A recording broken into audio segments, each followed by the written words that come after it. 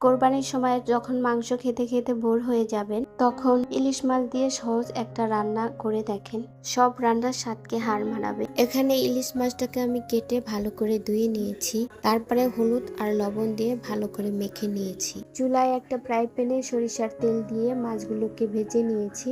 মাছগুলো উল্টে পাল্টে ভাজা হয়ে গেছে, এখন মাছগুলোকে আমি উঠিয়ে নিয়েছি। চুলায় একটা কড়াইয়ের ভিতর মাছ ভাজার পরে তেলগুলো দিয়ে দিয়েছি, আর একটু সরিষার তেল দিয়েছি। হাফ কাপ পেঁয়াজ কুচি দিয়ে একটু ভালো করে ভেজে নিয়েছি। একটু লাল হওয়ার পরে সরিষা বাটা দিয়ে দিয়েছি। এখানে হাফ কাপ সরিষা বাটা আছে, হাফ চামচ হলুদের গুঁড়া, 1 চামচ মরিচের গুঁড়া, স্বাদ মতো লবণ। এভাবে দিয়ে আমি ভালো করে মশলাটা কষিয়ে নিয়েছি। মশলাটা কষানো হয়ে গেলে পরিমাণ মতো পানি দিয়ে মাছটাকে আমি ভালো করে রান্না করে নিয়েছি। মাছটাকে একটু নামানোর আগে কাঁচামরিচ দিয়েছি।